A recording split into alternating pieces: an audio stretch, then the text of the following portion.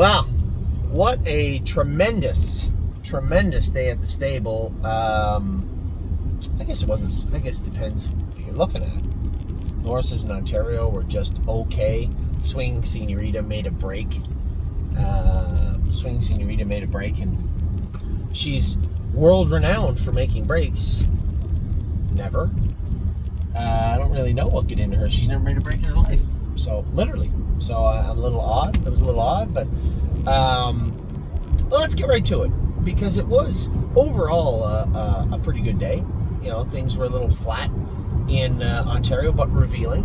I'll get to that. And a pretty good day overall in Pennsylvania for sure. So, Pull the Shoes and Royal Emeralds went behind the gate. You know, I always say we have the best clients, and I'm trying to send an email out to, there's 3 people that own Royal Emeralds, right? 3 people.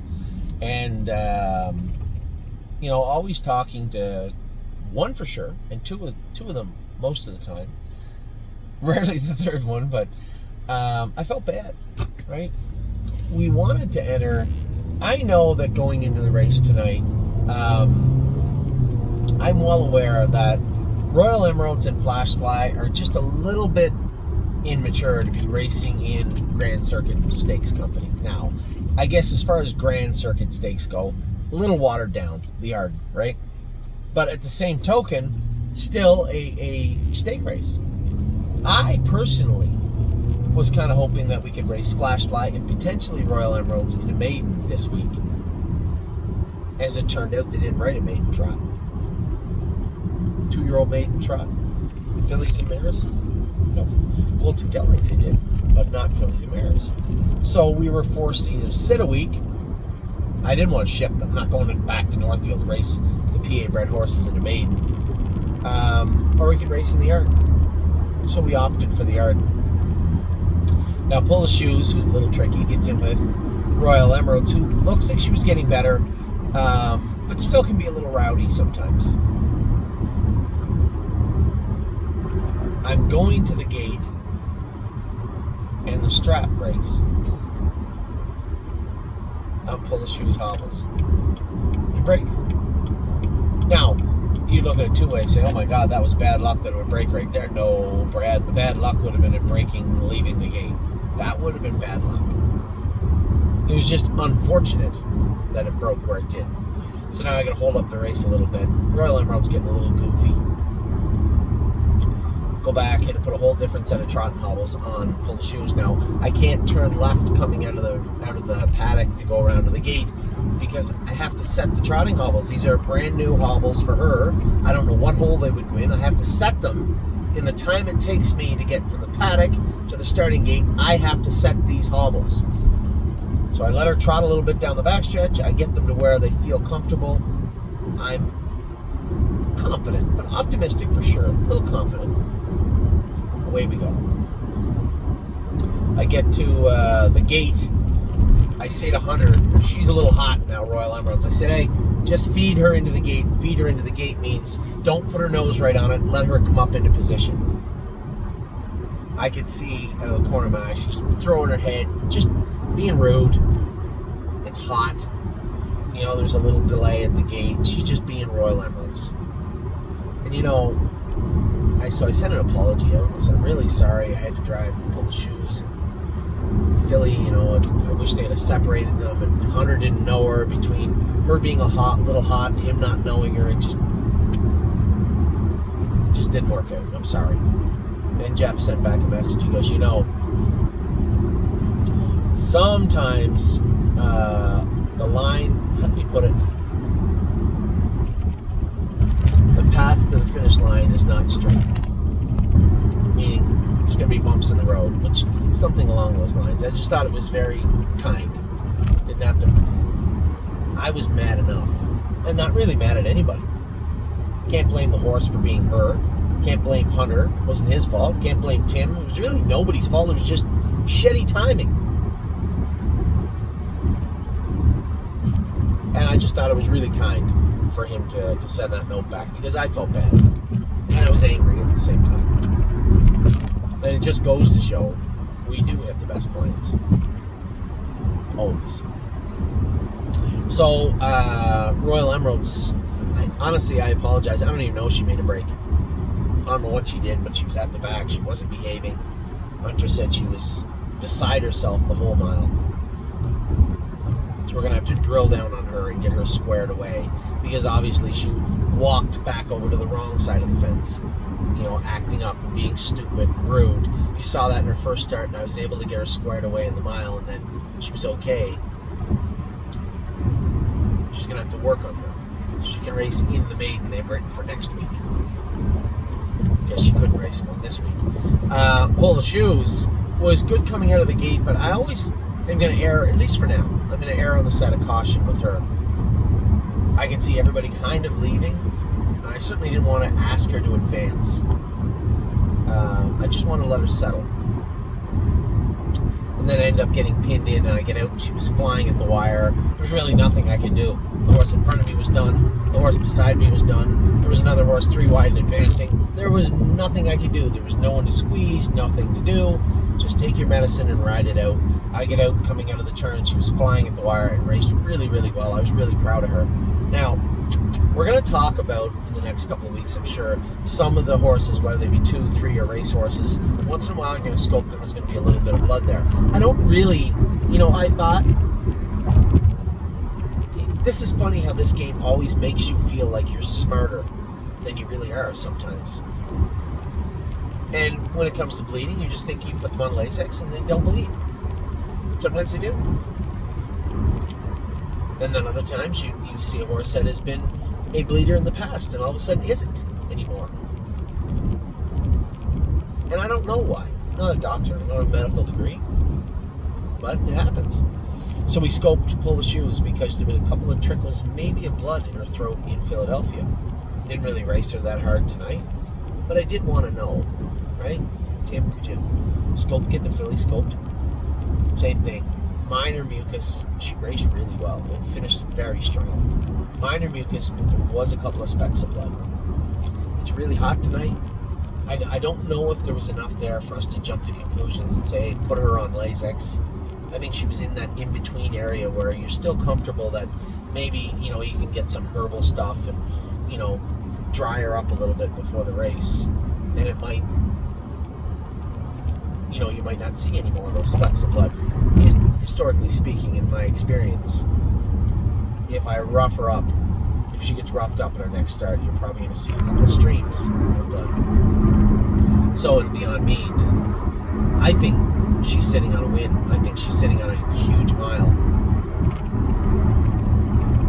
But I have to know the baggage that comes with her moving forward. This isn't a bad thing. We have options, but it's there.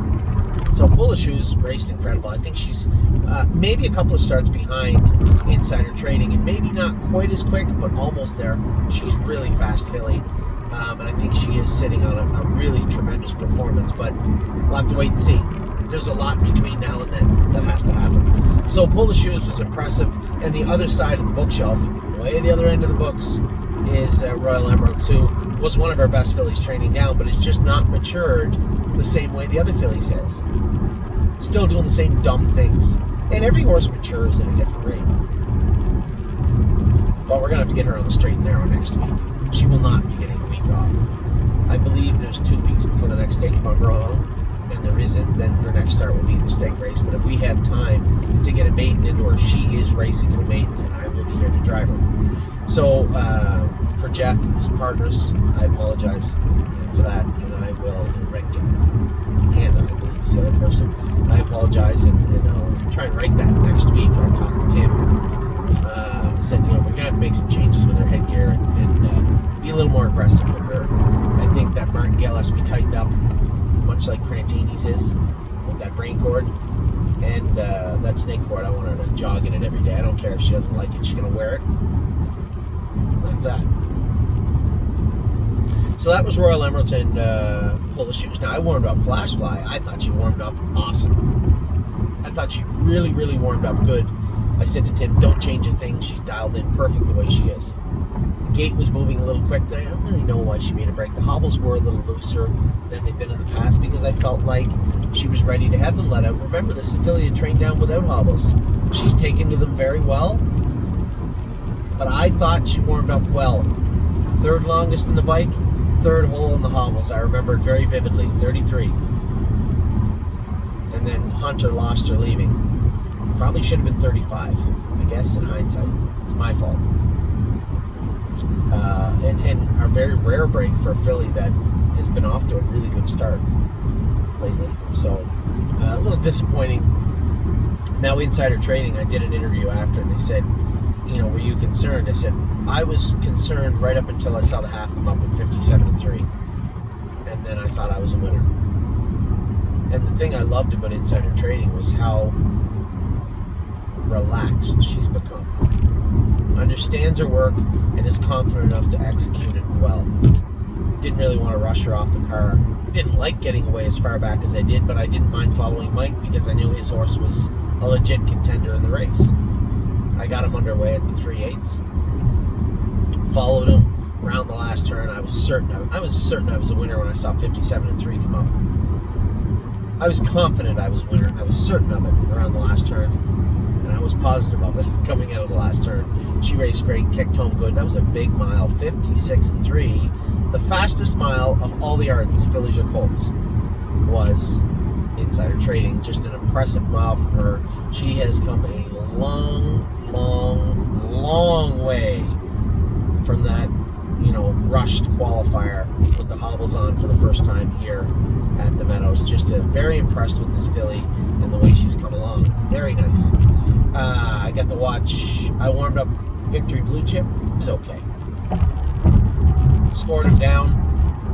Raced him. He shouldn't need his hobbles that tight, but I wasn't letting him make a break tonight. And I knew Dave Malone's no dummy.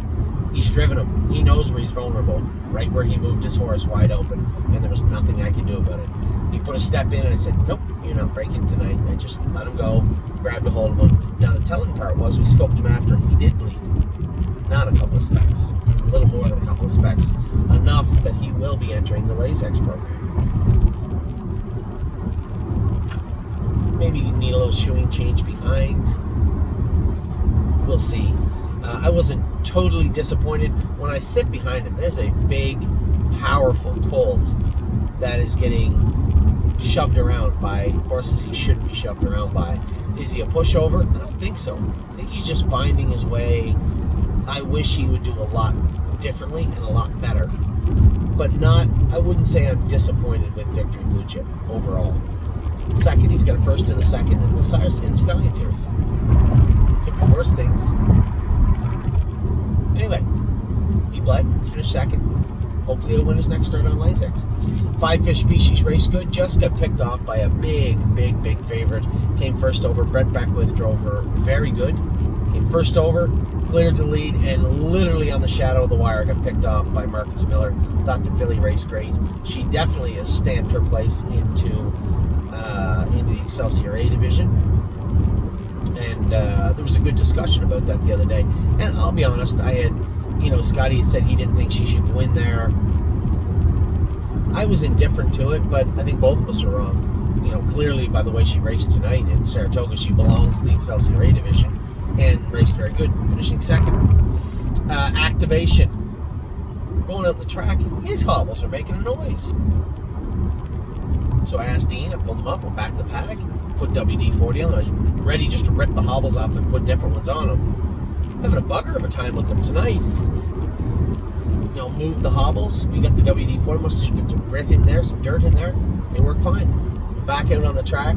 Around the last turn, I hit him a swat, and my snapper on my whip got tangled in the earplug string. The laziest horse we have, and now I can't hit him. I'm just kind of pushing on him and ripping at the lines, and he went on and won. Man, he makes you work for it. He is a big goof. He makes you work for every inch of the track, but drove away and won tonight quite convincingly. Here's a horse. If you'd have said, who has been our most productive horse to date, not by money but by wins, it wouldn't be Activation. I wouldn't have guessed him. I liked him. I thought he would be doing good, but to have 3 wins in a second or something like that, he's just had a tremendous start to his life. Maybe 4 wins. No, I think it's 3.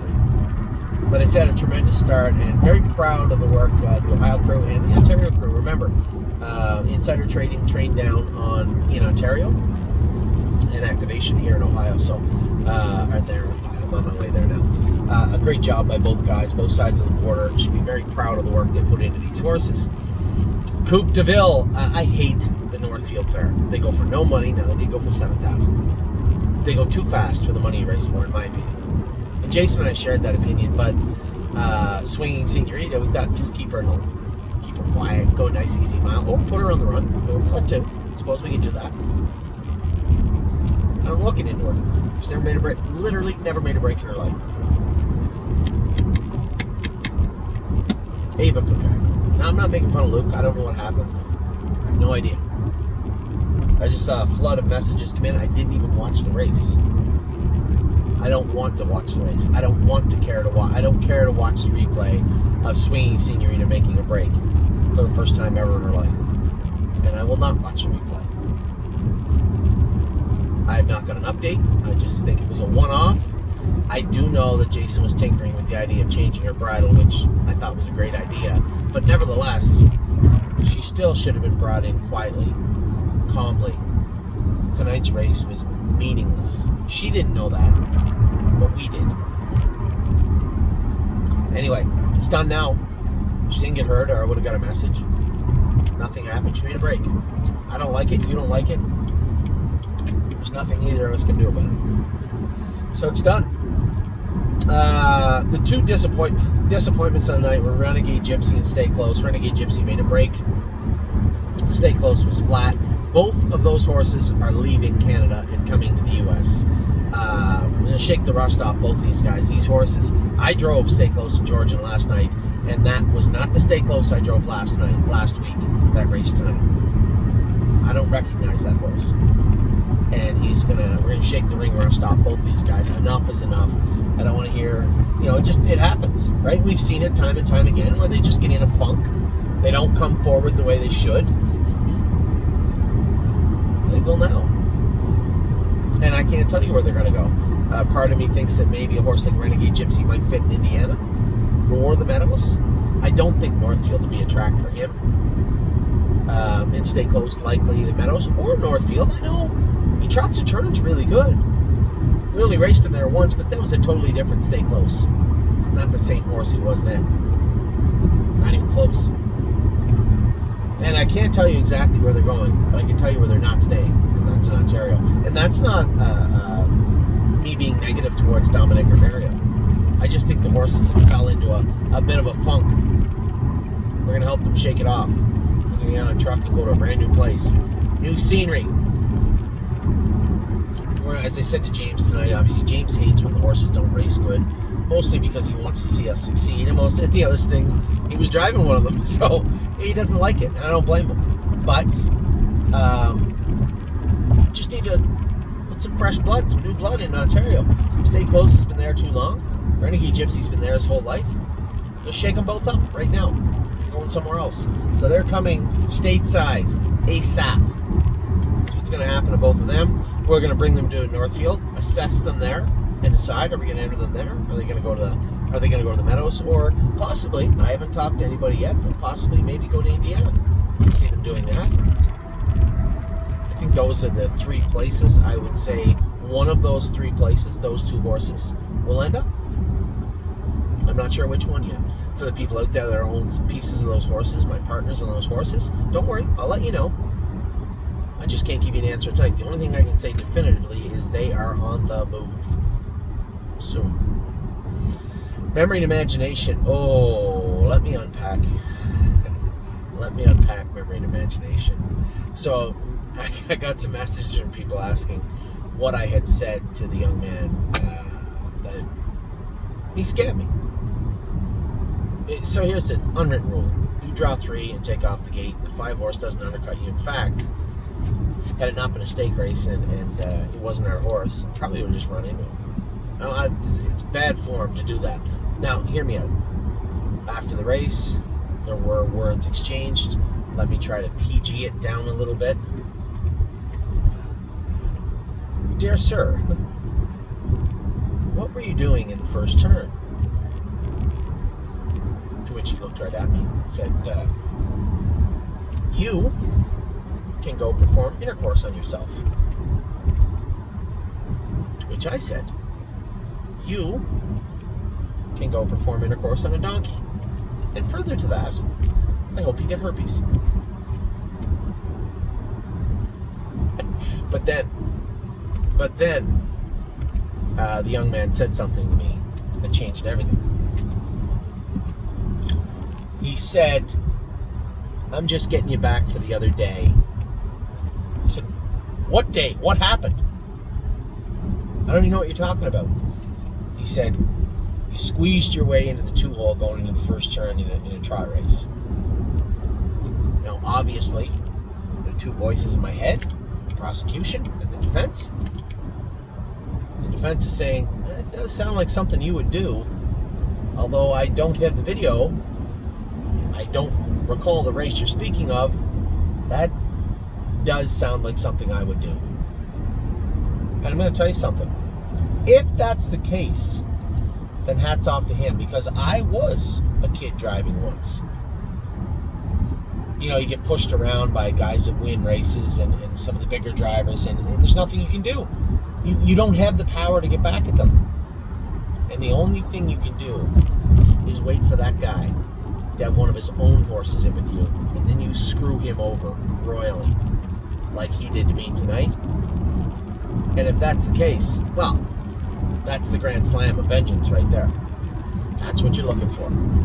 Get the guy back and hurt him where it hurts him the most, with his own horse. So if I did screw him over, which I may have, don't know, then good on him for giving it back to me. Now, it didn't fully work out in his favor because Memory and Imagination won anyway. But I was a little hot under the collar afterwards, and if it was him getting back at me, good on him. He did it right. I just won anyway. Now, the mile of Memory and Imagination, a little rough coming out of the gate, a little stronger in the first turn when I realized what had happened, but you got to snap out of it. I can't drive angry at that young man because he just did something that I didn't like. I got a race to drive. So I see Brady is crossing over to the front with one of the favorites. Dave Pallone is in the 2-hole with one of the favorites. I also have one of the favorites. I'm thinking Brady's going to turn me loose.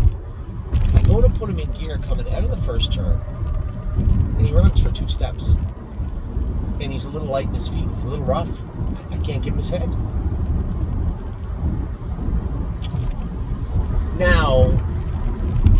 Now you're in triage, right? How do I hurt this horse the least amount right now? I am screwed right now. Quick look, no vacancy at the hotel back there. You're out the whole way. So I just let him saunter along. Brady's horse wasn't going much on the front end. My horse still felt, Memory and Imagination still felt very fresh. And as we got into the turn, and this is important, as we got into the turn coming to the half, he wanted to advance. Like, he was very grabby and felt like he had thought out and I could use him in the turn. But you're not going to pass. You're not going to pass one of the favorites in the turn coming to the half. It's not going to happen. He surely has enough left where I just can't trot by him. So now I have to hope that this horse can sustain his forward march down the backstretch, and I have to assume he's going to get out of gear like he did in front of the stands. So we have to be able to march forward knowing that the next time I can use him is likely going to be the last turn. It's exactly what I did. I let him quietly advance, and as we got to the last turn, he knew it was game on. Whatever was bothering him, whatever was, bugging him at that moment, for that turn, it was gone. And I let him rock. I cleared him halfway, or just coming out of the last turn. Now I have to think to myself, you're not home yet. Both straightaways, he's got out of gear and got pacey. Almost made a break. Did make a break. Don't know if they charted it, but did make a break. Coming to the 3/8. Beware. So I just sit the bit in his mouth and I roar at him the whole way down the lane. I can't figure it out. What the hell is wrong with this horse? Why? It didn't feel like lameness. He wasn't over on a shaft. I couldn't hear him hitting anywhere. So I go. Now, I've had my discussion with the young man driving the other horse. I've come back to the winner's circle. I'm getting over it now. I'm cooling down. I watched the replay. It didn't take me long to figure it out. Now, the TV for the replay is 15 feet from where the test barn is. I watch him almost make a break. I turn around, I walk away. I walk around the corner, and there they are stripping him. I said, "Dear, can you check his left elbow for me?" She looks, she goes, "Oh, it's bleeding." "Thank you." Punched a hole in his elbow. That's exactly what it was. So, and we knew, I watched, Scotty and I talked about it, Megan and I talked about it. He's really close. So I put 2 pairs of bell boots on him tonight just because he felt a little rickety scoring down. I didn't want to lose him. But just that tiny bit more weight than he's had on him got him up into his elbow. He goes high anyway. I don't care. We have like 4 horses that wear elbow boots right now. White Tiger wears them. Who's the horse in Ohio? Anyway, we got like 4. You got 3 or 4 horses that wear them. 2 for sure. So we'll just put elbow boots on him. I'm not going to worry about changing his shoes and screwing around with this and that. Just leave him the same way he was. Put a set of elbow boots on him for his next start. Don't worry. He'll come forward. And that's exactly what we're going to do. So this horse drew blood. It was just streaming. It wasn't a gusher or anything, but he gave it a couple of good bites. I can tell you where, too. In the middle of the straightaway, coming to the 3/8, down the back stretch and finishing up his mile. Every straightaway, he hit that left elbow. So not only did he race like a monster, but he did it under pretty difficult circumstances. That is a very good horse. And I know Insider Trading's a good horse. I know Pickpocket is a monster also. I believe that Memory and Imagination's our best horse. And I know Marco's not going to like hearing that. No, it's Insider Trading. It could be. She won faster than him. And you know what? It doesn't really matter. We're not doing any stupid top 10 list. It's August, almost. Memory and Imagination's a killer. Insider Trading's a killer. Pickpocket's a killer. We've been very fortunate in that regard. And there's been a lot of supporting cast. But my story right now is about Memory and Imagination. And he is an absolute monster. Such a nice horse. He's put weight on. Megan did a great job. Tim's done a great job. Everything we needed to do to turn this horse into the horse we hoped he would be has been done. The people we've hired to do their jobs have done them. Just a great race from that horse.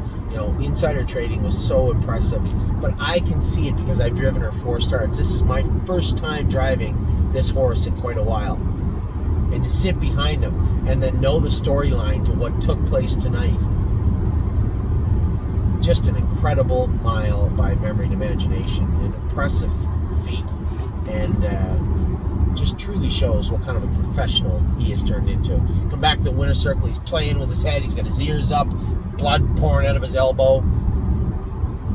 That's a good horse. Winners win.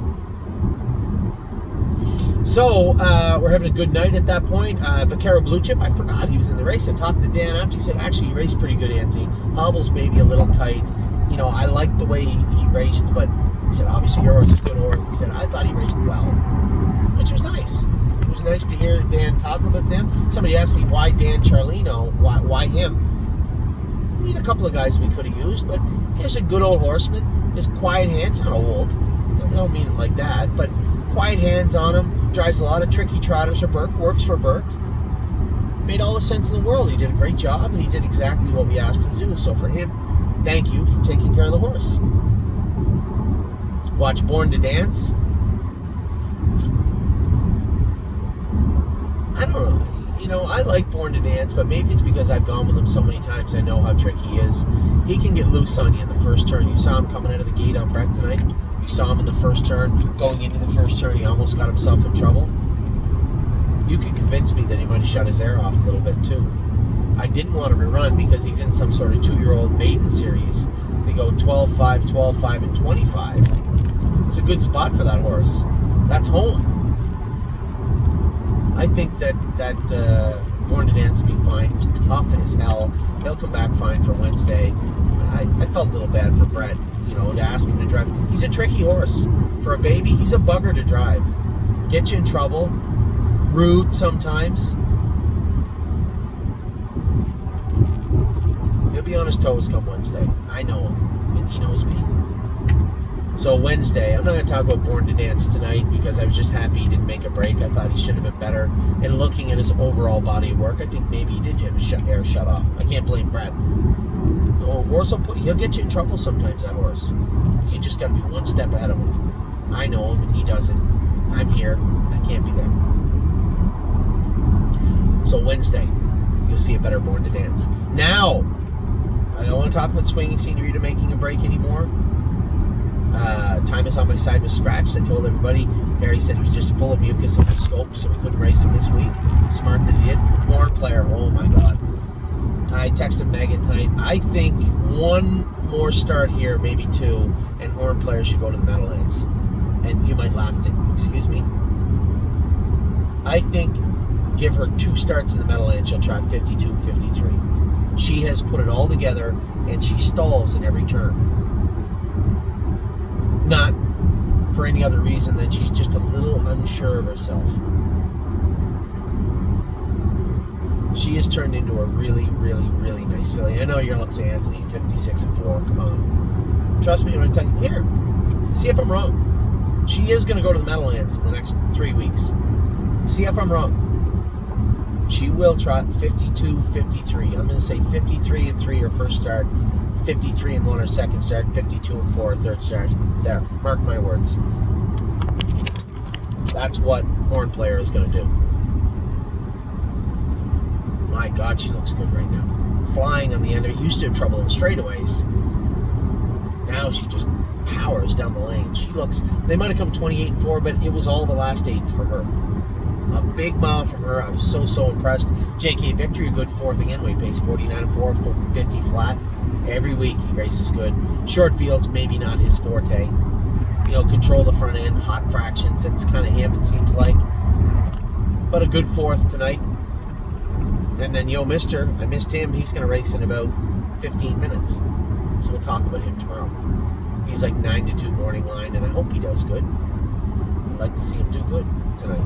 So just a massive night for us. Now, having a 4th, Royal Emeralds was no good, Flash Fly run. So not off to a great start, but then Insider Trading first, Victory Blue Chip second, Five Fish Species second, Activation a winner, Coop was 4th, and a couple of flat puppies in Ontario. Memory and Imagination was unbelievably good. Carol Blue Chip was pretty good by all accounts. Born to Dance, okay. Born to Dance was okay. Horn Player was absolutely awesome. Time is on my side. Scratch Swinging Senorita, you're going to have to turn the page. She never made a break in her entire life on planet Earth. Happens, I guess, to every trotter at some point, maybe. JK Victory race good, and waiting to see Yo Mister. So a wonderful card of racing here in Pennsylvania. Okay everywhere else. But man, oh man, what a showing by our rookie trotters tonight. Fantastic. So with that, I'm going to let you guys go. I'm going to talk to you all later on. I'm just about to get to onto the Ohio Turnpike right now. And that will be it. I thought I made a wrong turn. That will be it until tomorrow morning. I'm heading back to Ohio. Got to get up tomorrow morning early. I'm going to head back I'm going to train 3 horses tomorrow. I want to go last trip with Sweeney with his new shoes on. I want to go, I want to train HL Baloo tomorrow, maybe even gallop a very slow gallop mile for Patrick the Piranha. Not a fast one, slow one. And then head back here. There was one other horse. Can't think of who it is. One other horse. Jason knows anyway. And then I'm going to head back here. We got Grantini, Tailgate Buzz, Austral Hanover, Paycheck Princess is in tomorrow. And then right after the races tomorrow afternoon, James will be heading back to Ontario to race at night. I'll be heading to Kentucky because Judas Ciron booked off of Scotty booked off of Pickpocket and Pickpocket and Militant, which is fine. I want to see Militant again and make sure he stays on the rails. Pickpocket, I'm sure, will be great. I'm certainly not going to turn down a chance to drive Pickpocket. I did offer it to Mark and he couldn't make it. So I'll drive Pickpocket, I'll drive Militant. I left Scotty on Memory and Imagination, so we need some good luck for Sunday. Also, what else do we got tomorrow? Oh, Mounds for All and Mel Gibson race tomorrow. Good luck to them. Great bet. No free lunch races tomorrow. On Sunday, we have Lonely Lakewood, Militant, Pickpocket, and our girl Tactical Mounds to clean up the rest of the weekend. It has been a great start to the weekend, and hopefully we can keep it going. I hope you guys had a great day, because I had a wonderful day here in Pennsylvania. Just about to leave Pennsylvania and head to Ohio. Should be home by about 20 after 12. I did have a beer and talked to one of our clients. Dave and I went to the blackjack table. It looked good for a while, and then they cleaned us out, and we left. Beaten men. It was, regardless of the blackjack table, it was a great day here in Pennsylvania. Hopefully we can keep it going tomorrow. Take care.